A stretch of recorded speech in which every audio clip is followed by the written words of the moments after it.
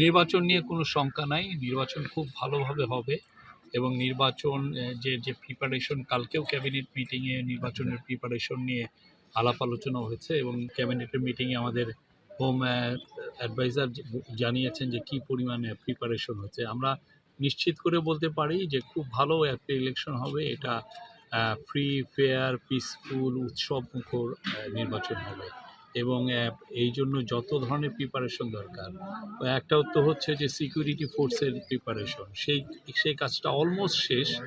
আর আরেকটা হচ্ছে হলো যারা রিটার্নিং অফিসার, পোলিং অফিসার, তাদের প্রিপারেশন, সেই কাজটাও শেষ। আমরা জাস্ট ইলেকশনের জন্য জাস্ট ওয়েট করছি। পোস্টাল ব্যালটের কাজও শেষ হয়ে গেছে।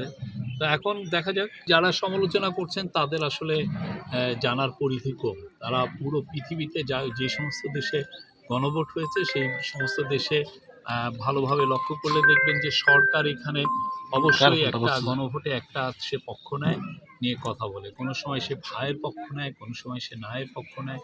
হ্যাঁ, আপনি ব্রিটেনে দেখবেন যে এইরকম ঘটনা কয়েকবার ঘটেছে পুরো পৃথিবীর মধ্যেই। আর আমরা তো এইটা সংস্কারের গভর্নমেন্ট। আমরা এই সমস্ত সংস্কার, যেই সংস্কার দিয়ে আপনি দেশে অপশাসন দূর করতে পারবেন, দেশে যাতে স্বৈরাচার আবার ফিরে না আসতে পারে সেটা দূর করতে পারবেন। এই যে সংস্কারের যে সমষ্টি, এই সংস্কারের সবগুলো নিয়েই একটা প্যাকেজ আকারে এই গণভোট হচ্ছে এবং আমরা সবাইকে বলছি যে আপনারা ভোট দেন, যাতে দেশে আর অপশাসন ফিরে না আসে, দেশে যাতে স্বৈরাচার ফিরে না আসে, যাতে দেশে হাসিনা শাহীর মতো একটা দৈত্য দানব না হয়, যাতে আপনার অধিকার কেড়ে না হয়, আপনার ব্যাংকগুলোকে খালি করে কেউ যাতে বিদেশে 2-3 লক্ষ কোটি টাকা যাতে বিদেশে পাচার না করতে পারে।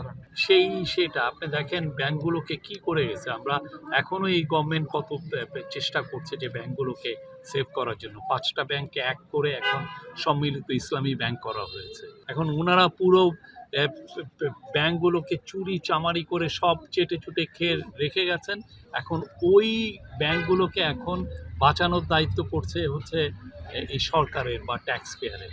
আপনার আমার ট্যাক্স পেয়ারের মানি দিয়েই তো এই ব্যাংকগুলোকে বাঁচানো। অথচ এই ব্যাংকের যারা মালিক ছিলেন, একজন মালিক, উনি লন্ডনের হাইড পার্কের পাশে সবচাইতে সুন্দরতম বাড়িটা উনি কিনেছেন। তার কোথা থেকে কিনেছে? ব্যাংকের থেকে টাকা চুরি করে নিয়ে যেত।